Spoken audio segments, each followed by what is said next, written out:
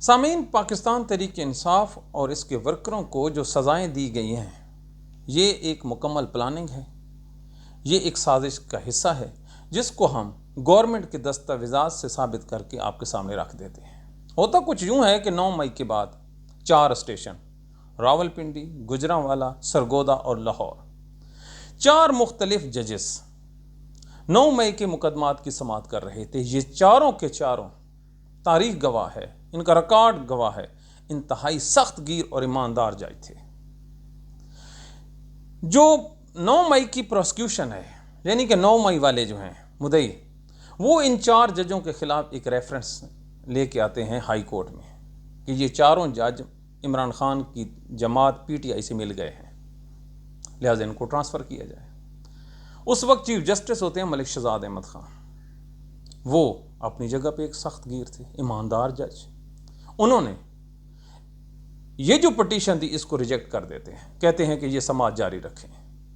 अब साजिश कहाँ पे तैयार होती है? मलिक शहजाद अहमद 8/3/2024 को बतौर चीफ जस्टिस हाई कोर्ट अपने ओहदे का हल्फ उठाते हैं। सिर्फ 3 माह बाद 24/6/2024 को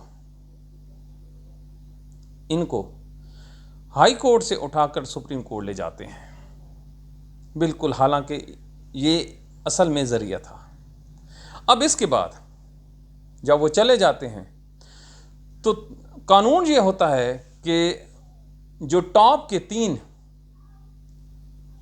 नहीं, टॉप का जो एक जज होता है हाई कोर्ट का, वो ऑटोमेटिकली चीफ जस्टिस बन जाता है। वहां पर बनना था शुजात अली खान ने और अली बाकर नजफी ने। ये क्या करते हैं, अपनी पसंद का डिसीजन लेने, नीचे से एक जज आलिया नीलम को जज बना लेते हैं। ये आउट ऑफ वे, ये पाकिस्तान का जो प्रोसीजर था अदालतों का, उसको तब्दील कर दिया गया। अच्छा, जैसे ही आलिया नीलम आती है, वो जो जजेस थे चारों के चारों, इनको ट्रांसफ़र कर देती है। और यहां पर लफ्ज़ इस्तेमाल होता है रीशफलिंग। पहली दफ़ा 4 जज प्रोसिक्यूशन के कहने पर तब्दील किए गए और उन्हीं के कहने पर 4 नए जज लगाए गए जिन्होंने ये सजाएं दी हैं। इसके अलावा जो एंटी करप्शन के जज हैं, जहाँ से वो रगड़ा लगाया जाता है, याद है ना, जहाँ पे जो परवेज़ इलाही वगैरह को या खावर मानिका को या दूसरे तीसरे थे, वहाँ पर भी जजों को तब्दील कर लिया जाता है। अब एक मैं आई विटनेस हूँ, मरियम औरंगज़ेब पेश होती है मलिक शहजाद की अदालत में। वो कहती है कि हमें टाइम दिया जाए, ये जो आप स्पेशल कोर्ट्स में जज मुंतखब करते हैं या लगाते हैं, उसमें हमारी भी राय शामिल हो, लिहाजा हमारी चैम्बर में बात सुन ली जाए। मलिक साहब कहते हैं कि चैम्बर में नहीं, आप इसी अदालत में मुझे मुतमईन करें, आपके साथ मैं जो है मशवरा कर लेता हूँ। तो वो चले गए। मलिक साहब ने एक बात कही थी कि केस भी आपके अपने प्रोसिक्यूशन के और जज भी आपकी अपनी मर्जी के, ये नहीं होने वाला। और फिर मलिक साहब सुप्रीम कोर्ट चले जाते हैं। अब ज़रा एक और मुलाजा करें, 3 ज़िलों के जो डिस्ट्रिक्ट एंड सेशन जज हैं, ये गवर्नमेंट के रिकॉर्ड से मैं बात कर रहा हूँ, हाई कोर्ट के ऑफिशियल रिकॉर्ड से। 3 ज़िलों के डिस्ट्रिक्ट एंड सेशन जज कौन कौन से? अटक, जेहलम, चकवाल और चिनियोट। ये जो 4 डिस्ट्रिक्ट एंड सेशन जज हैं, ये मलिक शहजाद को एक ख़त लिखते हैं कि जनाब अली, हमारे अदालती मामलात में ISI मुदाखलत कर रही है, ज़रा समाअत कीजिए।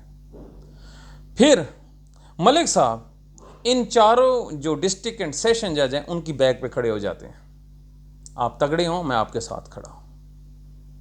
जैसे ही आलिया नीलम आती है, इन चारों के चारों जो डिस्ट्रिक्ट एंड सेशन जज थे, इनको लाहौर बुला लिया जाता है। मज़े की बात सुनिए, इन चारों जजों के खिलाफ इंज़बाती कार्रवाई शुरू हो जाती है कि आप लोगों ने ये लीक क्यों किया। अब समझ आइए आप लोगों को कि उन बेचारों को क्यों किया। अब एक जज हैं दहशतगर्द मलिक एजाज आसिफ, ये भी ATC के जज हैं। ये रावलपिंडी में समाअत कर रहे होते हैं। इनको इतनी जल्दी से हुक्म दिया जाता है कि विदाउट सब्स्टिट्यूट, यानी कि उसका प्रेडिसेसर अपॉइंट किए बिना, इनको कहा जाता है कि आप चार्ज छोड़ दें। ये जो सजाएं हुई हैं, ये जो आपको समझ आ रहे हैं ना, पिंडी, सरगोदा, गुजरांवाला और लाहौर, 10-10 रुपए नहीं, 10-10 साल की जो सजाएं हैं, ये जनाब आली पैटर्न है। उसके पीछे ये हालात वाक़ियात हैं।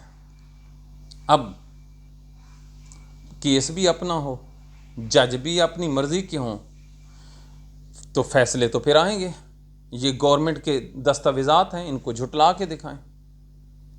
यहाँ पर एक और मसला खड़ा हो जाता है। ये तो पहला फेज़ था, मुकम्मल हो गया। अब बनने हैं डिवीज़नल बेंच हाई कोर्ट के। अब इन डिवीज़नल बेंच को जो हेड करना है, उसमें याद रखें, ये नए जज बिठाएंगे जो अभी अपॉइंट हुए हैं एक, और एक जो जज है वो अपनी मर्जी का होगा दूसरा।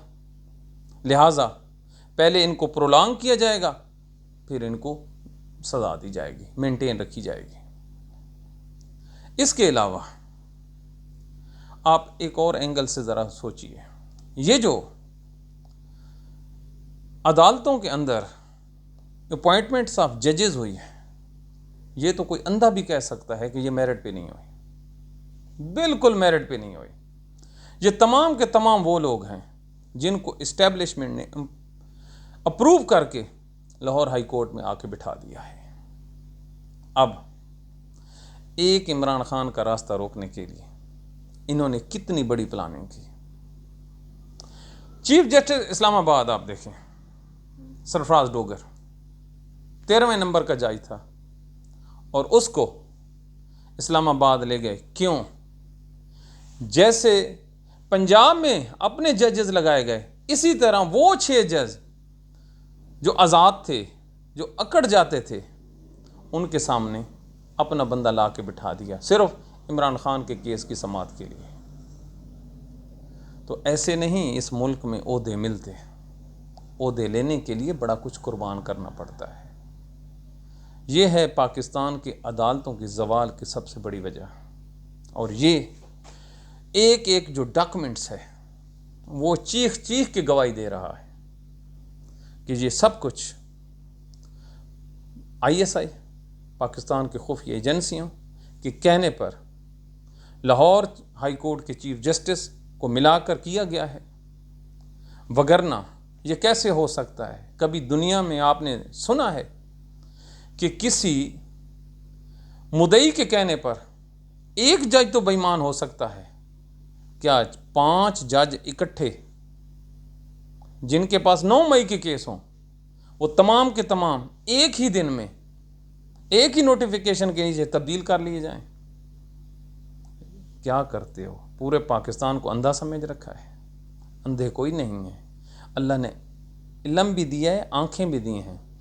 आप लोगों के आंखों पर पट्टी बंदी है कि आप समझते हैं कि दूसरा कोई नहीं देख रहा।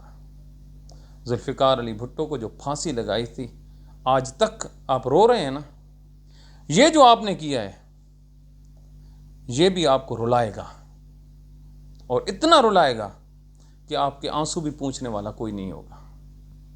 ये जो ओहदे हैं ना, ये आते जाते रहते हैं, लेकिन ये जो इज़्ज़त है ना, ये मिट जाती है। अपनी दुआओं में याद रखिए। अगर कोई चैलेंज करे तो दस्तावेज़ात मेरे पास मौजूद हैं। Thank you very much.